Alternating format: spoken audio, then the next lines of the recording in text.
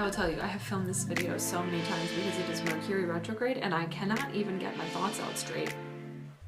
And that doesn't normally happen, so bear with me. Welcome back to 7 Moons Astrology. My name is Sarah Kirby, and today we are talking about the North and South Node shifting into Taurus and Scorpio. This is a major astrological shift. The tides are turning. We haven't experienced this particular energy for the last 19 years. The North and South Node transit each sign every 18 months, so it takes a whole, near 20 years for us to experience a repeat energy. So it's really significant when it does, because the North and South Node are predictors of where and when the eclipses will occur. You can think of them essentially as being the planetary points that represent the eclipses. The eclipses in astrology are the markers of fate. It's really the area that I think of as being primarily driven by fate and destiny, where a larger plan for our lives, both as individuals and as a collective, really is in the driver's seat, as opposed to the rest of astrological energy, which I think of as being more about co-creation and free will. The eclipses give us portals to different timelines, and we get access to growth and opportunities through fated change in direction that brings us closer into harmony with the purpose of this incarnation. The North and South Node in the chart represent the karmic history of our previous lifetimes, as well as what we're meant to be learning and doing and aligning with and experiencing in this present incarnation. And so the eclipses help steer our lives in a direction that keeps us charted on course for what we planned on in our soul contracts, aka our birth charts. So it has a lot of important significance for us as individuals to take a look for the future and see, where are the North and South Node going to be?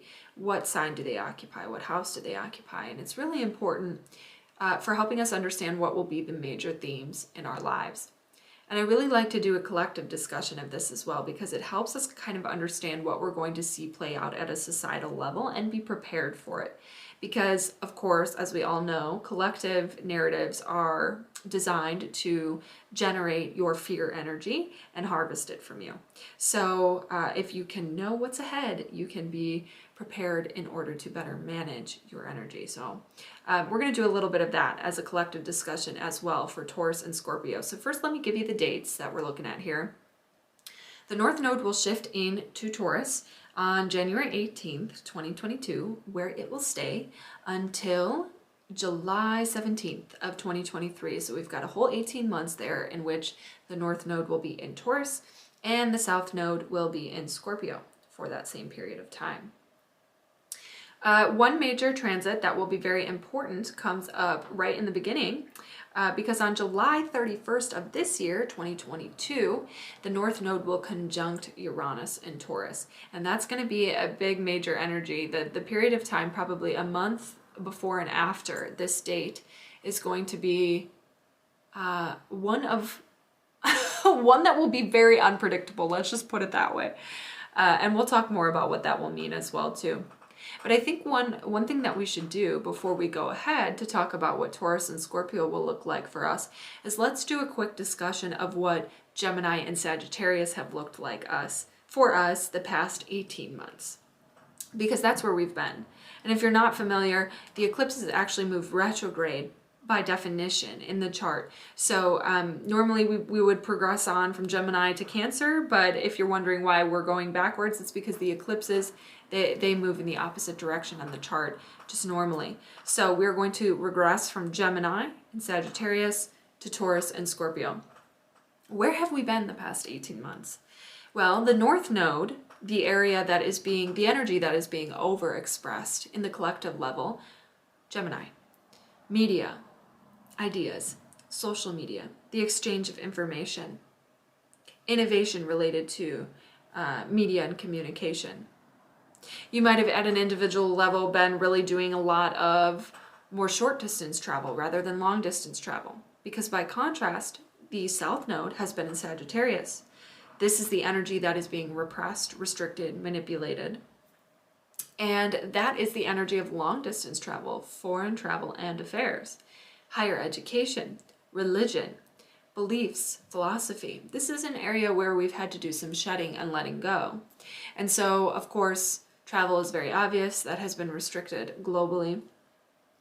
Higher education, the schools were closed. We see religion, of course, churches were closed. And people were also really having a lot of crises of belief as well. And so that was definitely part of this energy. Sagittarius, by and large, rules optimism. So you might have noticed that it just feels like even if you personally were able to maintain faith and hope, the collective energy has been very low and negative. And that, I think, has to do with the South Node being in Sagittarius. And on a personal level, you might have noticed yourself shedding and releasing old beliefs a lot over the past 18 months. And that's really what we're meant to do on a karmic level when the South Node is in Sagittarius. And we're meant to be focusing more on new mindsets, new ideas, new learning, consuming new information that changes the way that we think. That's Gemini. So that's a little bit about where we've been. And you can see those things playing out very literally in society. So then let's take that and let's move it on to Taurus and Scorpio and say, what is that going to mean? Well, the North Node in Taurus is going to elevate and perhaps, let's say, overexpress the energy of Taurus in society. It will be in many ways an obsession. Taurus rules things like economics, so our financial systems, banking, money, literally, very literally the currency that we use. It will be topics of personal finances, the global economy. It will be all things money. Taurus is also, by and large, supply chains, food, agriculture, all of these things, where food comes from, how we get it. Taurus is about earth and the land and resources and making those things very sustainable. So if we take where we've been in Gemini and notice the way that crisis has instigated and propelled forward innovation in communication and media and the way that we connect, we could apply that same logic to Taurus and say that, well, crisis of financial systems, crisis of supply chains and agriculture could force our hand for some new innovation related to those themes. This could very literally mean new currencies, new global banking systems. This could mean financial crashes that lead to all of those things, right? It could mean innovation to address the supply chain issues that we are already experiencing as a result of the previous energy that we've been dealing with. All of these things are possible, and I really do see a lot of it happening very quickly here by the time that the North Node conjuncts Uranus in Taurus, which again is happening July 31st of 2022 this year. Uranus is all about those Aquarian energies of something unexpected, something unpredictable, something chaotic, something disruptive, but something that is ultimately meant to awaken, right? It's about innovation.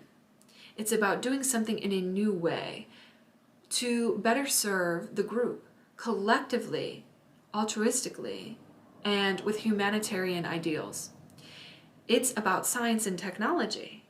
And so you can see a lot of those things being on the forefront in terms of economic systems with things like Bitcoin, new currencies that are innovative and regulated by a collective group for an altruistic purpose, and very much so an innovation made possible through science and technology to help create the next fated direction of society when it comes to our resources. So, that's one very literal expression of this energy, and we can see the same things occurring with supply chains and resources in general.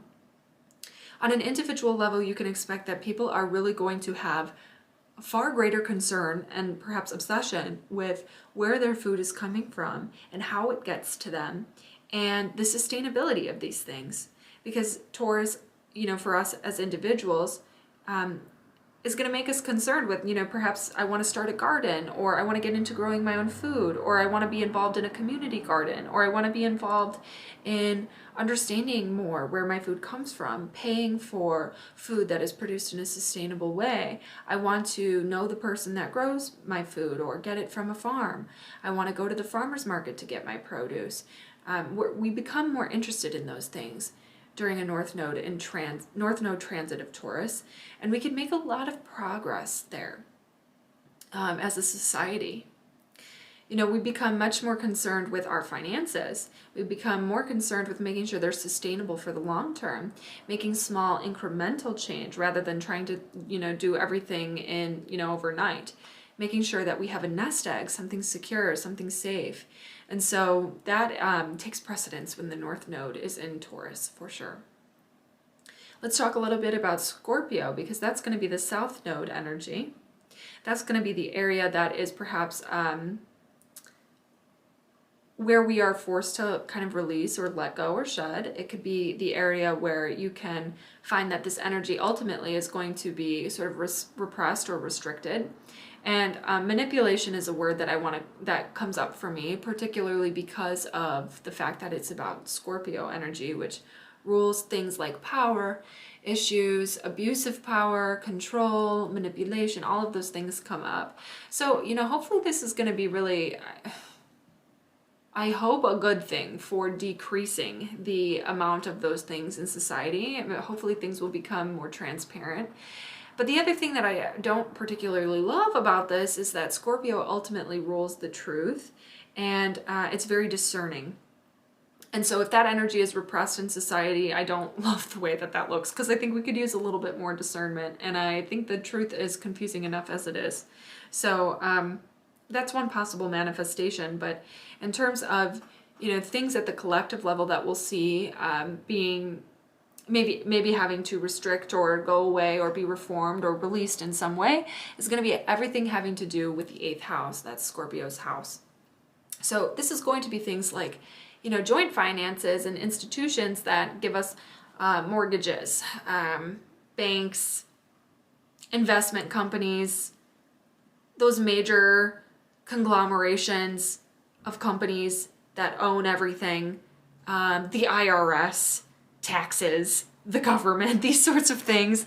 Those sorts of institutions are really going to see, I think, a great deal of change and transformation that perhaps comes through a bit of a crisis scenario, just as we had with Sagittarius and things like foreign travel being repressed in society. And so ultimately, it might look a little bit like a problem at first, and then what it will do for society in the long term is going to be deeply related to our karmic purpose and our fate. So the other thing about that scorpionic energy is that it's about fear.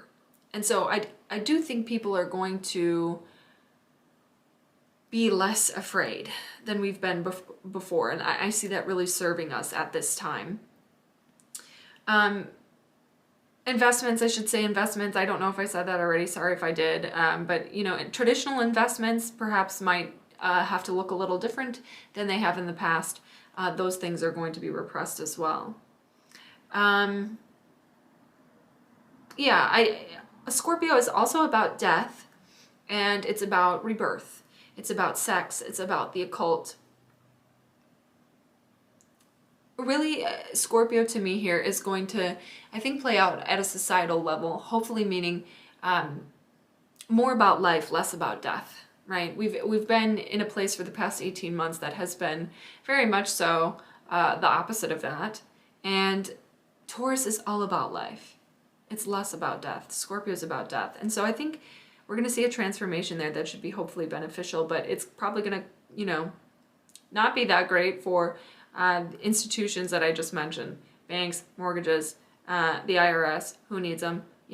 Investments, all of those things. And so there's going to be definitely a change for us at a personal level with how we think about our money and how we think about our food too. And so take that for what you will. It might be a good time to make sure that you have a nest egg, both financially and, extra food in the cabinets, to be prepared for anything unexpected or unpredictable that might come up here within the next 18 months, just in the same way that we had with the past 18 months. Remember, of course, that your highest belief, positivity, and faithful perspective will do the most to transmute any of the negativity that you might experience in your personal life. And so it's important to remember that you fear no evil when you walk with God. That's my major message there. I think that's really all I want to say here about the Taurus and Scorpio North and South node shift. This is going to be a big, big energy, and I'm excited for something new here. And I'm also really excited for the Sagittarius energy to return. I am a Sag sun, and so it's been hard for people with a lot of Sagittarius placements to experience the South node there, sort of repressing your natural vitality and instincts or personality or proclivity for positivity. All of that's going to come back around, and society will be feeling more hopeful again than it has in the past, despite any challenges we experience as a result of the Taurus-Scorpio axis. And for any of you who are Taurus or Scorpio, or you have strong placements in that area of the chart, expect a big, big, big faded year and a half for you, where your life is going to move in a direction that brings you closer to purpose and alignment with what you planned all along for this incarnation. I compel you and invite you to see this as a positive thing for you. Definitely, it always comes in a way that you cannot predict, in a way that you cannot control, and sometimes in a way that you don't like at first. But if you choose to remember that it is something that is serving you in ways that you can't even imagine, I think you will find that that will be true in the end. So thank you so much for watching this video. If you'd like, please join me on my Patreon. I'm going to be sharing a 12-sign forecast for this energy exclusively for my Patreon Astro Tribe. So you can check that out below to gain access to that. And if you like my videos, please like and subscribe, and I'll see you in the next one. Thank you. With energy.